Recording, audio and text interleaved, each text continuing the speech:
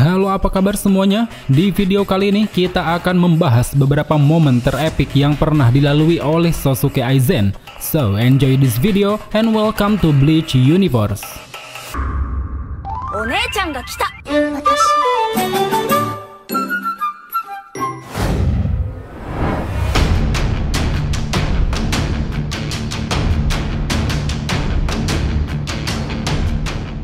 Berbicara mengenai Aizen, mungkin beberapa dari kalian masih ada yang bertanya kenapa dia sering dipanggil dengan kata beliau tukang satir, makin kesini makin kesana, atau apapun itu yang bersifat sarkastik.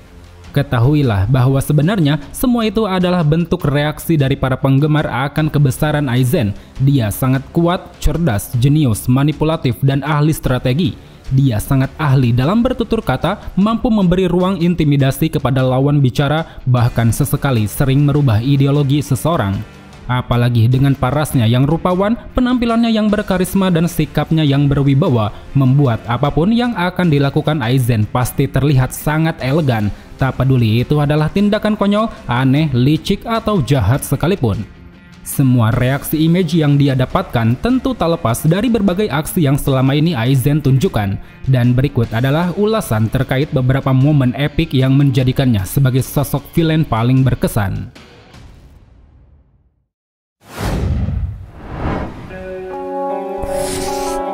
Menyingkirkan para kapten Gotei 13 110 tahun lalu.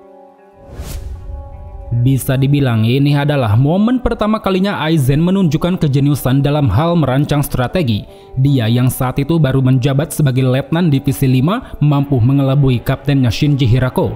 Tanpa sepengetahuannya, diam-diam Aizen melakukan eksperimen holofikasi dengan membantai ratusan warga Rokonggai, menumbangkan para Shinigami yang bertugas dengan mengirim Kaname Tosen, menjadikan kelompok Hirako sebagai bahan uji coba eksperimen, dan di saat holofikasi berlangsung, dengan polos Aizen muncul membeberkan semuanya pada Hirako, menunjukkan kepercayaan diri yang tinggi bahwa tak ada satupun yang bisa menghalangi rencananya. Kejeniusan Aizen di sini memang tak ada habisnya. Meski aksinya ini diketahui Urahara, dia masih tetap tenang seolah memiliki rencana lain. Terbukti setelah meninggalkan kelompok Hirako yang dianggapnya gagal dan menunjukkan kehebatan Hadonya pada Urahara, Aizen lalu menciptakan skenario terbalik. Dengan mengandalkan kemampuan hipnotis Kyoka Suigetsu, dia mampu menjadikan Urahara dan kelompok Hirako sebagai dalang di balik uji coba eksperimen holofikasi. Akibatnya, mereka semua diberi hukuman oleh Sentral 46 dan kabur ke dunia manusia. Sementara Aizen, dia malah mendapat kenaikan pangkat sebagai Kapten Divisi 5 Gotei 13 menggantikan Hirako. Bakudou no 81 Danku.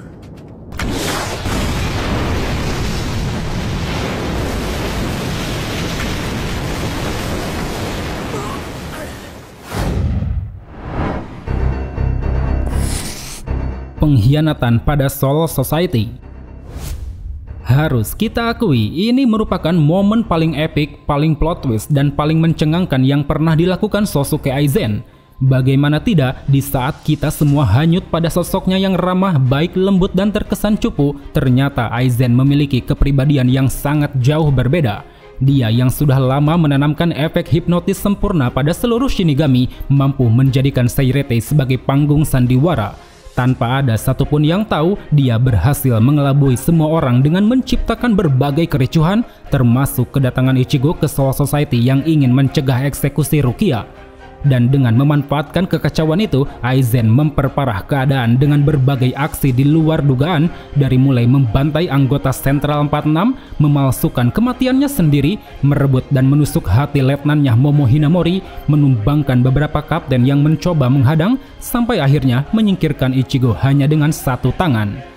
Semua aksinya ini dia lakukan semata-mata untuk mendapatkan Hogyoku yang tersimpan di dalam tubuh Rukia, karena dengan Hogyoku itulah dirinya bisa menyempurnakan eksperimen holofikasi. Aksinya yang licik, keji, tak berperasaan, dan penuh akan tipu muslihat ini lalu ditutup dengan deklarasi pengkhianatan pada Soul Society. Dengan laganya yang sangat elegan disertai kata-kata sarkastik, Aizen pun mulai mengungkapkan semua hal yang selama ini telah dia lakukan, yang mana sebenarnya semua itu didasarkan pada satu tujuan besar, yaitu menggulingkan Soul King sebagai entitas terbesar di dunia. 最初から誰も天に立ってなどいない。君も僕も神すらも。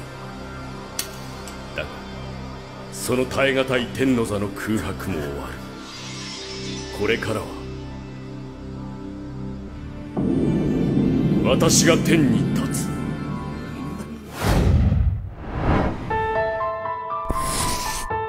Menumbangkan para sekutu Espada. Gambaran Aizen sebagai sosok ambisius tercermin dari sikapnya yang keji dan tak berperasaan. Demi mencapai tujuannya, dia rela melakukan segala cara, termasuk melukai, membiarkan, atau membunuh para bawahan.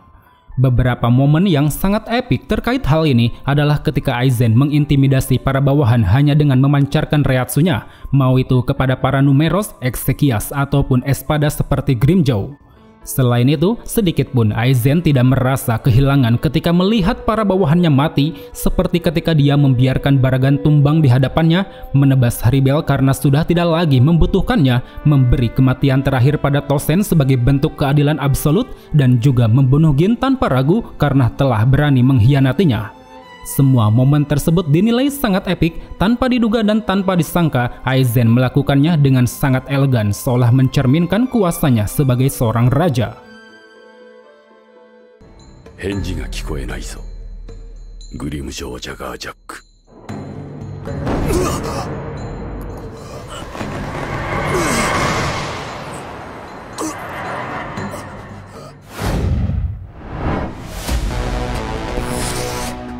Pertempuran melawan Gotei 13 di kota Karakura.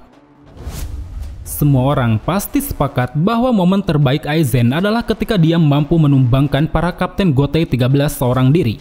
Bagaimanapun, pertarungan yang ditunjukkan terlihat sangat epik. Hanya dengan mengandalkan teknik dasar saja, Aizen sudah mampu bertahan dari Shikai Shinji Hirako, mengalahkan sisa-sisa anggota Vizsword, bahkan mampu menahan berbagai serbuan dari para kapten.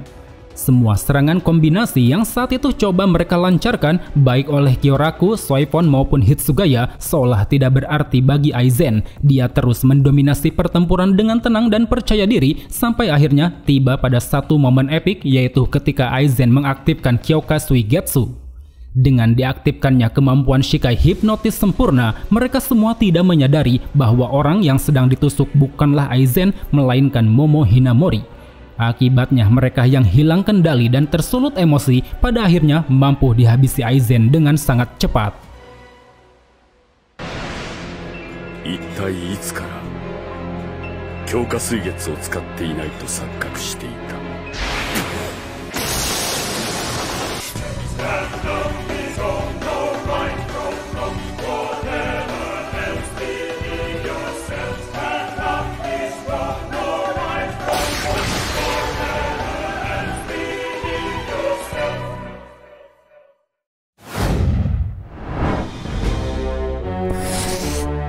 Pertarungan melawan Genryusai Yamamoto. Otak versus otot, mungkin itulah gambaran jelas yang terjadi pada pertarungan epik Aizen melawan Yamamoto. Aizen yang tahu Yamamoto memiliki kekuatan luar biasa, enggan untuk meladeninya dengan kekuatan, melainkan dia melawannya dengan kepintaran, ketelitian, serta kecerdasan dalam menyusun rencana. Bisa kita lihat, di tengah kobaran api Ryujin Jaka, Aizen sama sekali tidak menunjukkan rasa gentar sedikit pun. Justru yang ada, dia bersikap santai seolah merasa kemenangan telah berada di genggaman tangannya.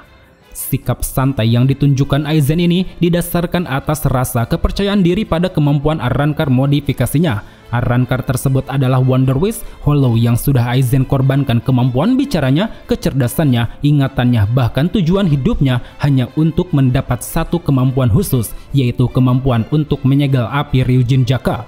Dan berkat hal itulah, dalam pertarungan melawan Yamamoto, Aizen tak perlu repot-repot turun tangan, dia hanya cukup berdiam diri menyaksikan kenaifan Yamamoto sambil sesekali melontarkan kata-kata satiran.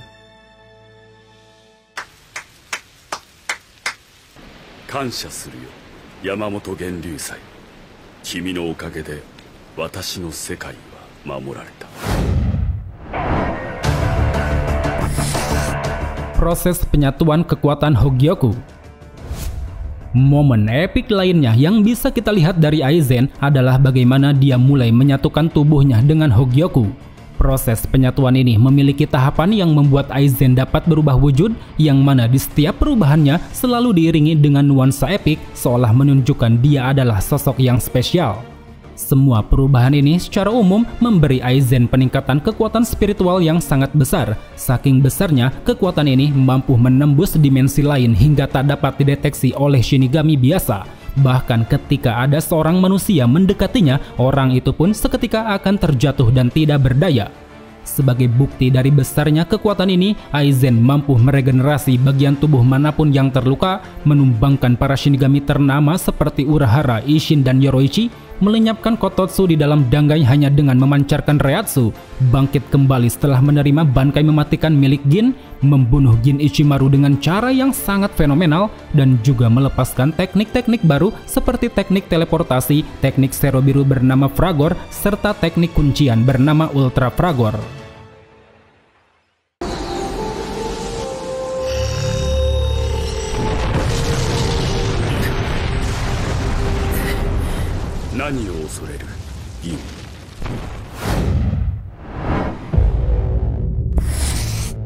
Pertarungan epik melawan Ichigo.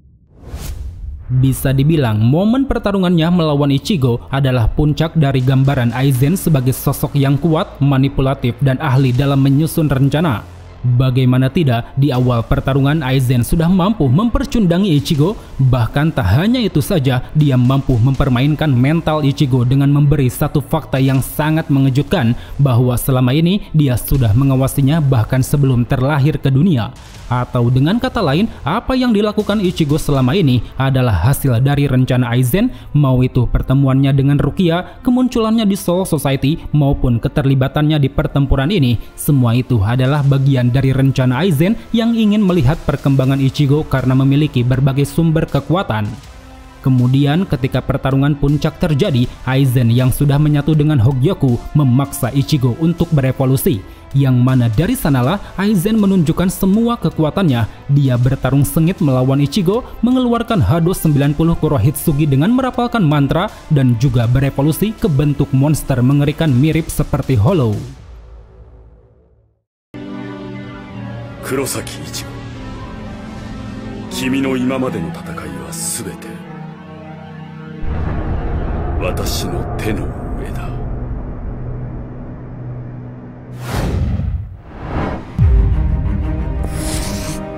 Kekalahan Sosuke Aizen. Mungkin bagi sebagian orang, kekalahan adalah sesuatu yang sangat hina, tapi hal itu tampaknya tidak berlaku pada sosok bernama Aizen. Karena berkat kekalahannya dari Ichigo, penilaian kita terhadap Aizen yang jahat, keji, dan tak berperasaan seketika berubah menjadi rasa empati. Di sini secara tersirat, Aizen mengungkapkan satu alasan besar kenapa dia ingin menggulingkan Soul King, yang mana ternyata alasan itu berdasar pada pengetahuannya tentang sejarah terciptanya 3 dunia. Aizen sadar dirinya bersama orang lain telah hidup di atas dunia yang penuh akan dosa, dan dia juga tahu bahwa keadilan yang dijunjung tinggi Gotei 13 hanyalah sebuah isapan belaka.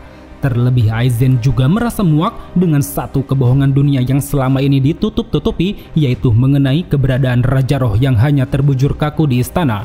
Karena menurutnya, orang yang seharusnya berada di puncak singgasana adalah seseorang yang bisa mengendalikan apapun, termasuk memberi keadilan absolut pada semua dunia. Di luar dari motifnya itu, kekalahan yang dialami Aizen ini juga tidak membuatnya berputus asa. Dia masih tetap tenang, santai, dan percaya diri. Buktinya ketika dia diberi hukuman penjara oleh Sentral 46, Aizen masih bisa tersenyum lebar meski seluruh tubuhnya disegel berlapis-lapis.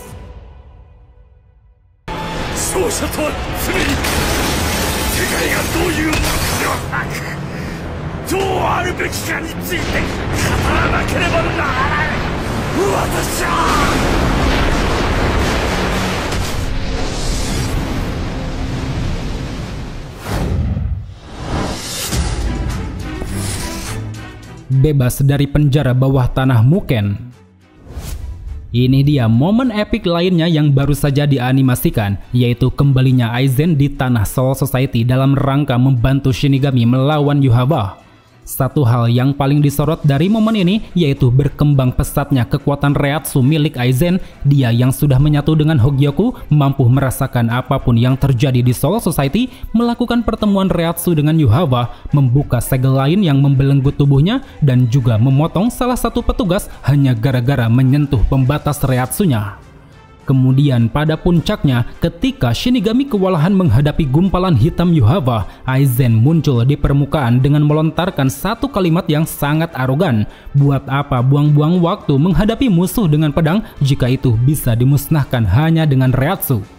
Arogansinya terhadap Reiatsu ini memang bukanlah bualan semata. Meski duduk di kursi segel, dia mampu merapalkan mantra Hado 90 Kurohitsugi dalam ukuran sangat besar, yang mana berkat hal itu gumpalan hitam pun seketika lenyap tak tersisa. Bahkan setelahnya, Aizen yang merasa bisa menjatuhkan istana Soul King lalu mencoba menembakkan Reiatsu besar ke arah langit. Meskipun usahanya ini mengalami kegagalan karena Soul Society memiliki pembatas yang dikendalikan oleh Mayuri. Hado no 90 Kurohitsugi.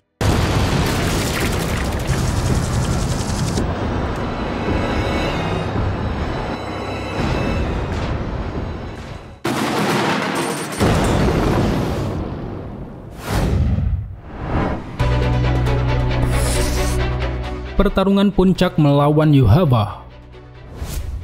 Walau belum dianimasikan, keterlibatan Aizen di pertarungan puncak ini bagiku sangat berkesan. Secara di awal pertarungan, dia sudah dihadapkan pada bos villain Yuhaba seorang diri. Akibat bentrokan dahsyat yang terjadi di antara keduanya, Aizen bisa terlepas dari kursi segel, yang mana hal itu pun membuatnya bisa lebih leluasa untuk mengerahkan seluruh kekuatan, seperti mengeluarkan Hado 99 Goryu Tenmetsu yang mampu menghasilkan Reiatsu berbentuk 5 ekor naga. Apalagi di sini kita bisa melihat sisi lain dari Aizen, dia yang menolak ajakan Yuhaba bersedia bekerja sama dengan Ichigo, dan dengan diaktifkannya Kyokasui Getsu, Aizen mampu mengganggu dan mengelabui Almighty Yuhaba, sehingga hal itu pun memberi satu kesempatan emas bagi Ichigo untuk melesatkan teknik Getsuga Tensho dari jarak dekat. Well teman-teman, mungkin cukup sampai di sini saja untuk ulasan di video kali ini. Jika ada yang salah atau ada yang ingin kalian tambahkan, silahkan tulis di kolom komentar. So, sampai jumpa di video selanjutnya. Salam Bleach Lovers.